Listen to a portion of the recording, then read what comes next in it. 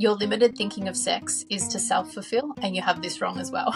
Sex creates a magnetizing effect on the partners, but also the collective. It is this liberation we wish for humanity to embrace. This is a critical piece of the puzzle that hasn't been released to humanity yet. It feels like we've jumped ahead too far. The key point here, we're not just talking about porn, we're talking about extreme level of this, that they're actually here for the collective wounding. That was quite a surprise to hear that. That is big. It's the opposite of where I thought we'd be heading with this conversation. Let's dive in to a DM with the universe. Welcome to a DM with the universe. My name's Hayley. And I'm Laura. And today we are going to be talking about sexual liberation versus hidden wounding, the 1,000 men phenomenon. And I am so pumped for this episode. Laura's going to tell us a little bit more about the 1,000 men phenomenon in a moment. But just to set the scene, it does revolve around porn. And in case anyone's viewing us today, we are both wearing black, slightly more evocative tops, not for any other reason that the universe told us that we must. So there you go. We're doing what we're told. For people that may not realize just how big porn is in our world, just one little stat for you. The website traffic from 2021 in the US, porn sites had more hits than Instagram, Twitter, Pinterest, LinkedIn, and Netflix combined, just to set the scene for you. So it's very topical. It's obviously very much in our conscious field of awareness. And the 1,000 men part, which Laura will explain now, is just something that got both of us going, okay, we really need to delve into this, and we really want the universe's advice. The age-old saying of sex sells 100% is true when you listen to those stats that you just presented. Yeah, I would have thought Netflix alone would have dominated, been the top of that list, but adding all of the others in, incredible. It's crazy. It is actually mind-blowing. I reading that stat, I was like, just like Twitter or Instagram, any of those standalones, and I just think that combined, they're still less than what hits porn sites across our globe. I mean, not sorry, across our globe, just in the US. Yeah. But this isn't anything new. What we're talking about started 20 years ago. An original porn star, her name was Lisa Sparks, actually ended up setting a world record of sleeping with 919 men in 24 hours. So she's held that record up until just recently, when there's been a revival of porn star women wanting to reset the record of sleeping with the most men in the shortest amount of time. So in walks Bonnie Blue. Put your hand up if Bonnie Blue has come across your screen in the last couple of months. Unless you really truly have been living under a rock, most people know the name Bonnie Blue or Lily Phillips. Both of those women are porn stars. Bonnie Blue has recently set the record of sleeping with, I think it's 1,057 men in 12 hours. Great. Can we just pause there? That is I can't even fathom. Don't want to go there. These porn star women have also come out and declared that a huge amount of their clientele were barely legal teenage boys, just 18-year-old boys, and a lot of them were also married men. So there's a lot to unpack here, which is why we wanted to ask the universe to weigh in on this topic, because it would be very easy for us to get into our head and be very judgmental of these women and their actions and why they're doing it. And I was not prepared for the answers that the universe provided. Yeah, I think we both had preconceived ideas of what these women may have been going through to get them to this point to want to do that. And just to touch on Lily Phillips, so she's, I think she's early 20s, and she has recently, or late last year, slept with 100 men in whatever the time frame was. But her next mission is 1,000 men, and she is due to try and achieve that in February this year. So it's time to delve in if you're ready. We are ready. Again, we have a set of questions that we wanted to ask the universe, and it was actually quite incredible. The universe ended up taking you on a journey to make sure that the questions that you asked were actually the right questions for this topic. Absolutely. So just to set the scene, the universe wanted us to know that the monetary gain is a driving force behind this explosion of, or this stampede into porn. And that aligns also with power that's received from these women and men, because it's both, from partaking in this industry. So it just said the mix of sex, money, and power are like the perfect trifecta to have this level of exploration, or one may say exploitation. Beautiful, and so very true. So that kind of leads us into that first question. Why do these sexual acts even gain airtime across these channels? Why? Because the experience of fame is so heavily desired in our collective. For what? Who cares? The drive to be seen by everyone creates a vacuum, and we get sucked and pulled in by the engagement of whether it's the fantastical or the fundamentally outrageous. Essentially, as human beings, we want to experience the unknown. It's just the way of going about it, in the sense of sleeping with 1,000 men, is probably not so sound. Basically, the universe is telling us that anything would get traction. This isn't necessarily about porn or sexual acts. It's just a drive to be seen. Yeah. And extremeness helps. What is the initial attraction or motivation that drives many of these women to experience their fame through sex? Not even just sex, but sex with many. Okay, so these women collectively have become the mainstream equivalent of the witches of the past. They are taboo in their nature and in their actions, but they are heavily desired by those that feed off that energetic. So it's become like a smoke and mirrors type of escapade. They drive forth along the sexual path because inside, deep, deep within, there is this knowing of true power at their core.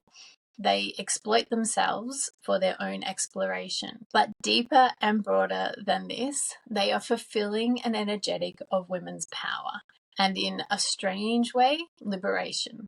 Core, deep-seated, eternal womanhood.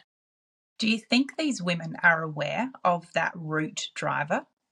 The universe says no to that. They really aren't.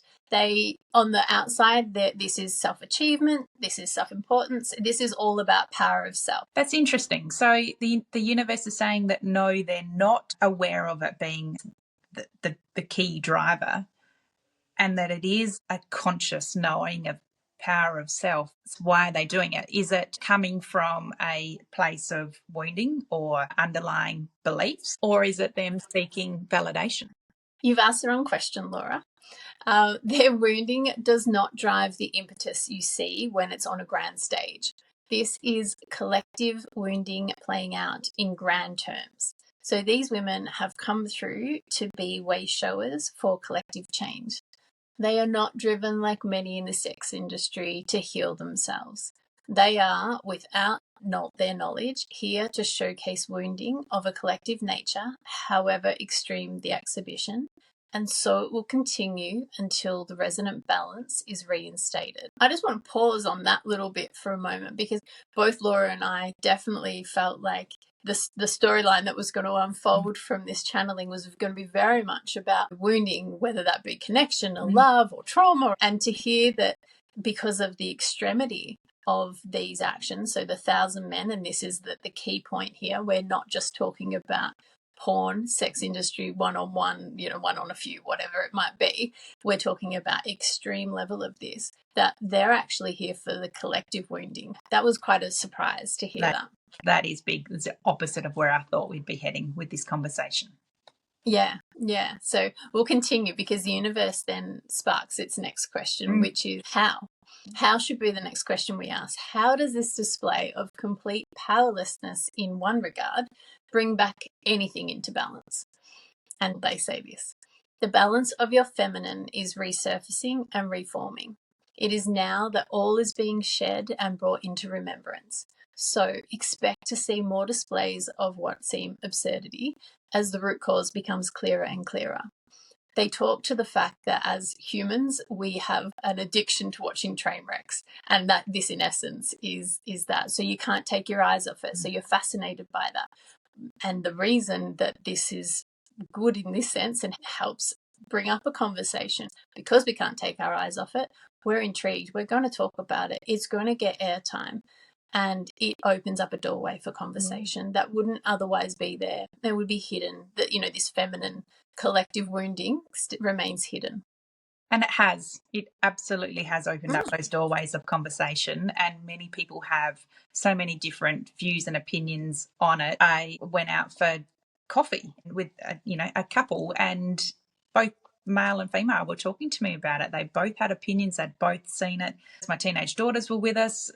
My eldest daughter had an opinion she'd already seen and heard, which I was a little bit like, oh. Really?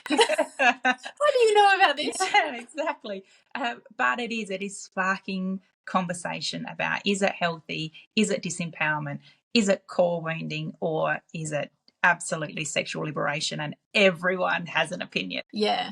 Just in closing into that question, it says these acts or plays of fornication are merely prompts, thought starters, conversational gambits to alert the collective consciousness to its own ill state of affairs. You should thank these women in time for their sacrifice. It will spark a new perception into the role of sexual exploration and true liberation. Ooh. Yes. You can thank them. Thank them for sleeping with 1,000 men.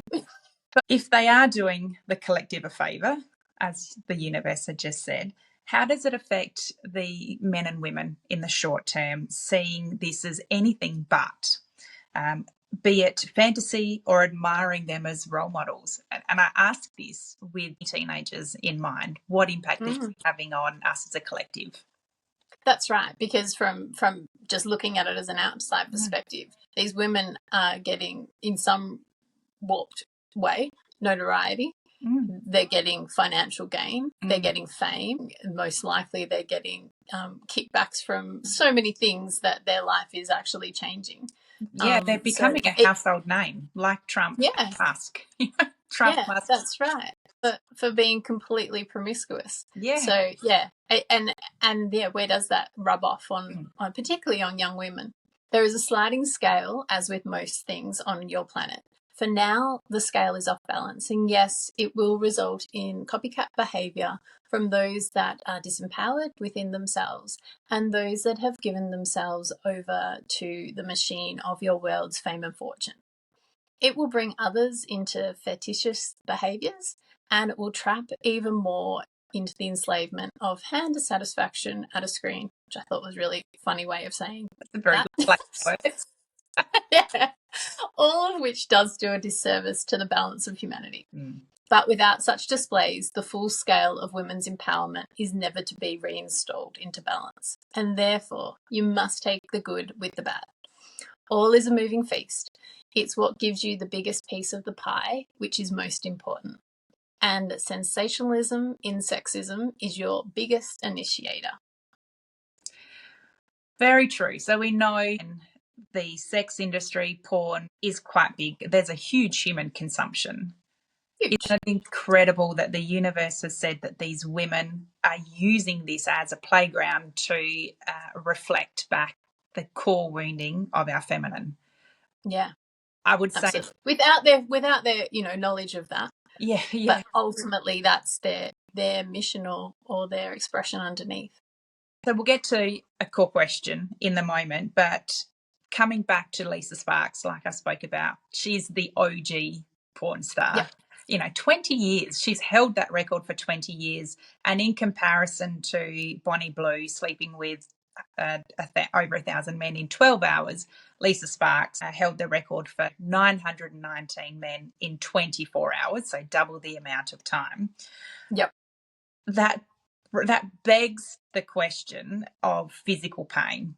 Absolutely. So Lisa Sparks has gone on record as saying that she endured physical pain for weeks after sleeping with 919 men. And we've also seen clips of Lily Phillips where she has been in obvious distress after she's in training for her 1,000 men. And that was after 100 men? Yeah, that was after her 100 men. So I guess the question we asked the universe was, are these personal lessons for these women, or are they still reflecting the collective? Personal. All physical expression is personal. Pursuant of the collective call for feminine balance, the experiences that these women will reflect onto their own souls are for personal healing, and it is up to them to filter through the disdain and the trauma that they will come to hold for themselves during different moments through their lives. They are willingly here to experience such distress in order to help humanity long term. So nothing is exclusively one or the other. All collective is built from the individual. Yes, and to speak to that, I also pulled up the individual soul plans for Bonnie Blue and Lily Phillips, just being really curious around that question, is this personal lessons or is it a collective gain, to see whether there were any similarities in their soul plans as far as their challenges, and there was no overlap at all. So that was really interesting. One could have thought that this was a collective lesson, but it's personal. Yeah. Well, and it sort of makes sense to me. When you're working on a collective level, that's, to me anyway, a lot more energetic, a lot more outside the mental realm or therefore the physical realm as we get closer and closer into our being. So it makes sense in one respect that the physical side effects of these explorations would actually therefore be a really personal, individual self trauma rather than the collective, which is more the energetic that they're trying to bear witness to. Yeah, absolutely. Yeah. Let's now flip from women to men. And a question that we did ask the universe was, what would drive these men to have that fleeting encounter with these women? So in the case of Bonnie Blue, my understanding is that they had barely a minute with her. There was several men in the room. They were dressed in their socks, boxer shorts and a balaclava to hide their identity. Why bother? Why did they show up to be one of the 1,057 men? So the exploitation theme runs through the male dynamic or energetic as well. And the expectation that they went in with which was sexual arousal at this heightened state, was not actually met. The driving force was that they would have this prowess that they'd internalize as masculine power, that they bedded this woman along with 1,000 other men. And I don't feel like, just on a personal level, they really felt like the collective of 1,000 men was the moment. It was the opportunity to sleep with someone of fame, of that had that fantasy sort of bedded in around it. I don't think any man goes in thinking, I want to line up next to 1,000 men and be with this woman. It was very much an individual internalized feeling of power for these men. So the universe says, don't you see? The feminine was exerting her power, as was the masculine, both in distortion and both in lack.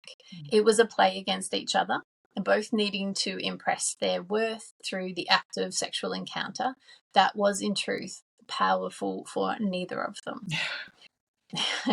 So there is a concept around sexual intercourse that women actually hold the energy of men for 7 years in their body, and men only hold a women's energy for 2 to 3 days. What impact does this have in a scenario like this? In summary, the universe has said, yes, essentially the concept does exist. Women hold men's energy longer than men. Whether it's exactly 7 years and or 2 to 3 days is actually dependent on the relationships between the two. And something that they made clear is this energetic is held through the transmission of semen as well. So it references to the fact for these women, there wasn't 1,000 men that actually ejaculated for these women. So they haven't got that full bearing, but yes, they will have to go through the removal of that energy, and that will actually impact their relationships, both with other men in the future, but also with themselves. Yeah. So there is some personal clearing that has to happen as a result of this endeavour. Yeah, that's interesting. Yeah.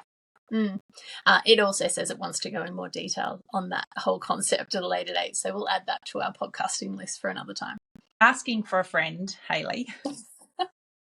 How does one hold compassion and non-judgment, observing people who choose a lifestyle like we've been talking about? Sure. For your friend, this is your role to be both compassionate and aware. It is your collective role to see this as a storyline that no longer wishes to be recalled, but it also must make itself known. So have deep, unyielding compassion and ask to be seen in your truth, so as all women, and men for that matter, are seen in theirs. There you go. Tell your friend that. Tell my friend. And the reason I ask that, obviously, is because I do feel that is our default behaviour.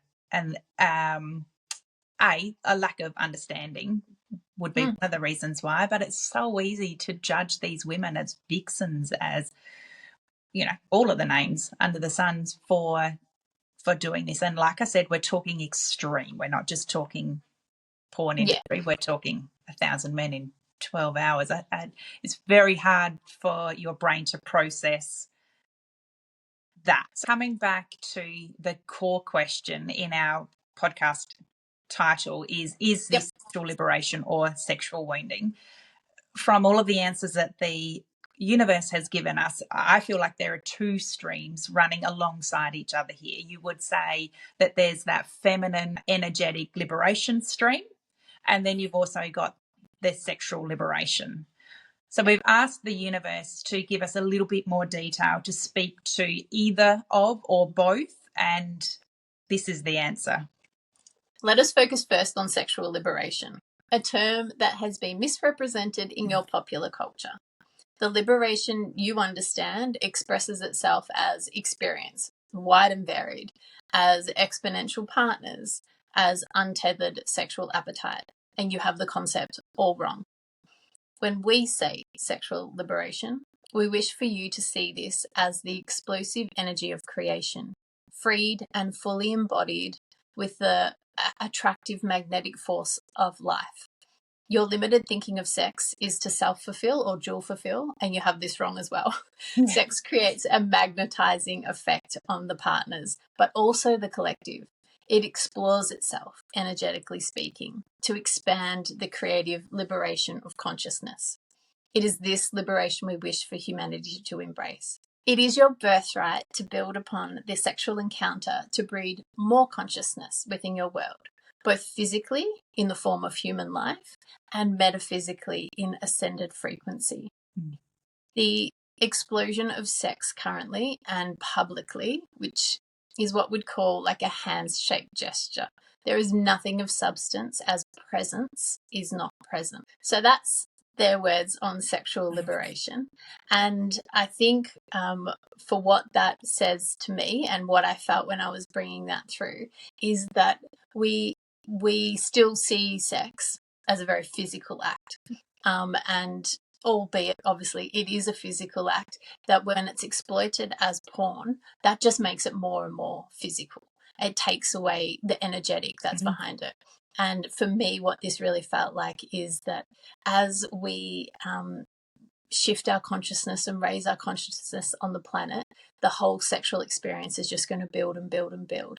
And that actually is our power. We talk about this feminine power that's being held and being shown in the sexual way, that there is so much more to the energetic and power that sits beneath that. That is why sex is being used as the mechanism to bring that out. And we'll go into the other form of liberation in a second. Yeah. But yeah.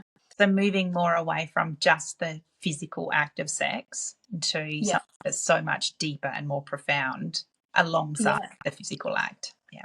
That's right. It's dual purpose. Yeah. And I feel like as we move forward into our own shift in consciousness, that we'll get a more tangible, even though it won't be physical in the sense of, an orgasm or something, we'll get a more tangible feeling of the energy that we create in these sexual acts. So it expands the physical, I guess, or the sensation part of it, but I also feel like there'll be a vision and a knowing of the sexual imprint that comes with those sort of unions. So yeah, I wonder if Tantra has almost been a segue for this. Yeah, I do think so. Yeah. I do think Tantra is like the bridge between what's available to us as collectively we move into heightened states of consciousness. Right. Okay. So the other expression of liberation, and dare we say the main driver for your 1,000 men phenomenon, is the powerful expression of the divine feminine. It is now on your planet. It must rise into balance with the masked masculine, neither of which, may they make clear, are prominent. Both have been sideswiped in your historical events. So men will rise in accordance with another story, and they're happy to lead us into that another time. And women will rise in the expression of sex. Neither story is a true reflection of what has actually befallen either energy, masculine or feminine, but both are important to be seen and spoken of now. Therefore, drama and extreme evocation work best for alerting the herd. This is a big topic and one they shall briefly address, but will be discussed more in time. We'll get to that. The focus for all is one of empowerment through divinity, both the masculine and the feminine. It's a time of purity, of intellect, of life. The divine aspect is what dares to be seen in balance. This is why the exposure of truth is an undercurrent now. Each needs to be redefined. You may ask yourselves this question: if all men were to leave the planet today, what would women do? They would, if you will allow our response, band together in joy. This is how they would reclaim their wounding, by the total and complete union of self reflecting self. If all women were to leave the planet today, the men would do the same. Simple. You wish to be whole. As it stands, combined, you are not. You are neither whole nor half. You must find this piece together to experience the truth of your own divinity. I love that. It's huge and beautiful. This was a part that we spoke about when Yeah. this channeling first came through. My mind has never been allowed to follow the thought process of what would happen if there were no women in existence, or if there were no men in existence, and how that reflects back to them becoming fully aligned with their divine. Yeah. It's sort of unfathomable in some respects. Yeah. But I can actually feel that. I can see that if it was only men or only women, and this takes us into a whole nother conversation about gender, which we won't go into right now, but we'll just focus on the masculine and feminine energy of that. And obviously we are a balance and a mix of both, but when they're reflected in these gender types, it just feels like competition drops away. It feels like we have to band together. That comment about self-reflecting self is that I only see the feminine in everything around me. So therefore, how can I not fully embrace who I am and what that energy is? And same for men. If it was only men left on the planet, you're only seeing a complete reflection of the masculine. So it just awakens a lot in my mind. It absolutely does. This is almost a critical piece of the puzzle that hasn't been released to humanity yet. It feels like we've jumped ahead too far, and we're trying to work on divine union of our masculine and our feminine. You would wonder how you could truly show up in a divine union relationship with self and then with others if you were not truly aligned with your divine feminine first and foremost. And divine masculine for the men. You're not whole. You're not truly and wholly aligned as a feminine. All aspects of femininity and all aspects of masculinity.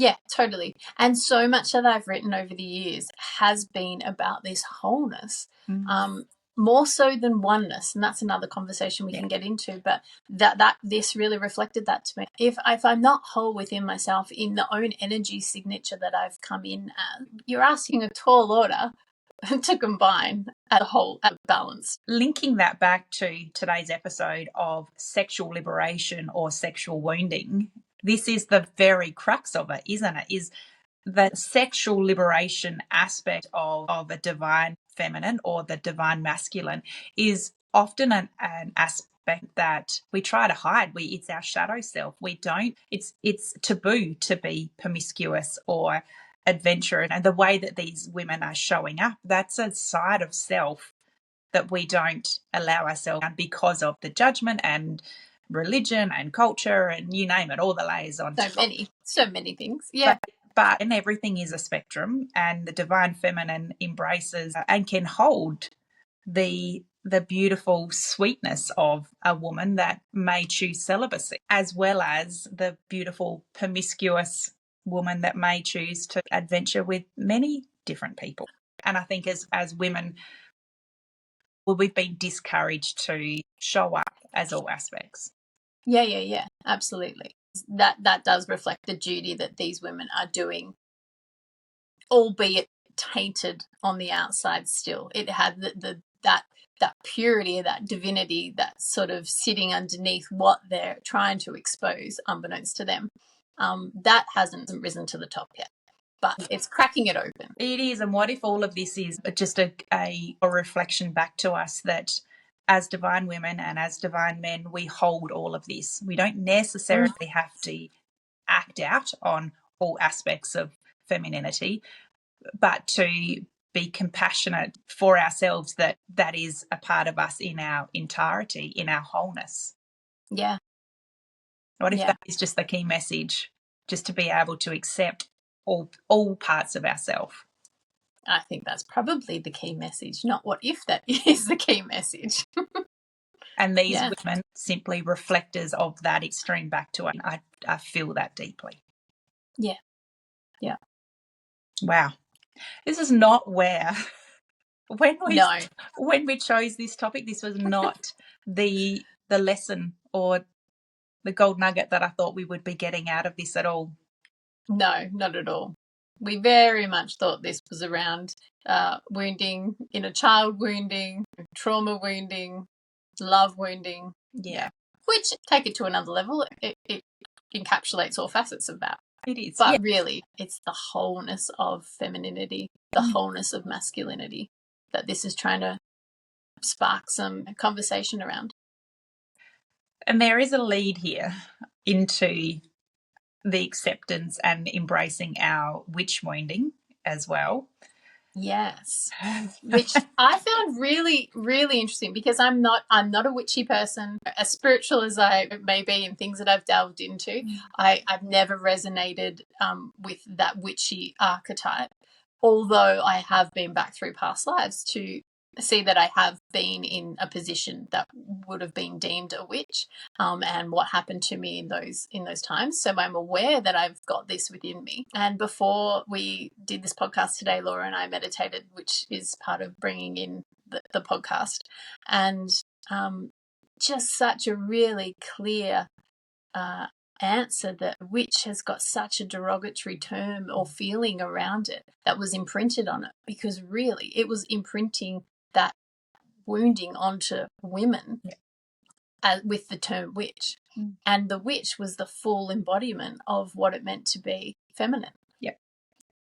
Yep. Our full senses, our full abilities, but also like I would like this episode in one respect because it has for me to sort of lift that stigma around the word witch. And now I sort of see it for what it truly is, which is full femininity. Yeah. But on the flip side, I think we've also now got this archetype of a witchy woman in this current day and age, which doesn't embrace the full femininity. So it's like this polar, again, duality, this polar opposite where to me this felt like a full opening of that word, and I still want to break down the barriers of what that word is now. Yeah. I agree. In closing, and we offered the universe an opportunity to share some final words on this episode for us. They were incredible. I'm going to hand over to you to share what they were. Lovely. We wish for your viewers and listeners to take this away. Be careful who you share your bodies with at this time. The collective energy around sex and liberation is volatile. It does not need your contribution. Be mindful and present in your sexual encounters. and enjoy the embrace of others alongside the energetic of divinity. This is all that is required. The awareness and alertness to this subject matter has been paramount for your collective refocus and realignment. So the exposing of the truth behind these acts is actually now your task. It's in your hands. Share this with others and extend it to those that are impressionable so that they may understand they don't gain anything by harming themselves in this way and imitating and extending the exploitation of women and sexual energy. There's a new way to go about it. Beautifully said, and a beautiful take-home message for our listeners out there as well. Yeah. Yeah. Hayley, what's your personal opinion with anyone that's displaying extreme sexual acts? Is it an act of sexual liberation or is it an act of sexual wounding? So for me personally, I think it's both. I think it is liberation, but it's liberation from a hidden collective wounding rather than these individual woundings that both Laura and I thought this podcast was going to be about. Yeah, and I would have to agree 100%. Yeah. What an episode. It's gold to me. I think it's great. It's opened my mind so much to what I wasn't expecting, and it's just given me a whole new way to view that industry, which, yeah, I feel, we'll go into another episode on porn another time because that's sort of like it has a different feel, a different bag. But just to see what I would have thought these extreme actions, actually being able to view them with compassion, yeah, and understanding, I think just shifts the whole mindset around it. And one day, and I hope one day thanking these women for reflecting these core feminine woundings back to us so that they are in the media, they are getting airtime, they are being spoken about. It's capturing the eyes and ears of both men and women of all ages. What other way has the feminine been able to do this?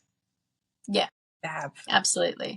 It is grand stage. It is. I don't think there's anyone, there's probably, if we look at those stats around porn interaction, I don't think there's anyone that watches porn that would not be aware of these women. And that's a whole lot of people. That is. It just depends on, can the conversations like we're having today seep through to that broader population. Yeah, I agree. So let's hope that those conversations continue, but from the point of view that the universe has shared with us today. So if you're having those conversations at home, in the workplace, on public transport with others, and they're coming from a place of judgment and lack of compassion or lack of education or awareness, or, our wounding, that wounded archetype, maybe pass this podcast on to them. I know it's a bit of a listen, but I think it's instrumental in healing both our masculine and our feminine. Yeah, for complete divine empowerment. And therefore true liberation. And wholeness. Yeah. Thank you for bringing all of that information through. Thank you to our listeners for, again, joining us on the couch where the ordinary meets the extraordinary.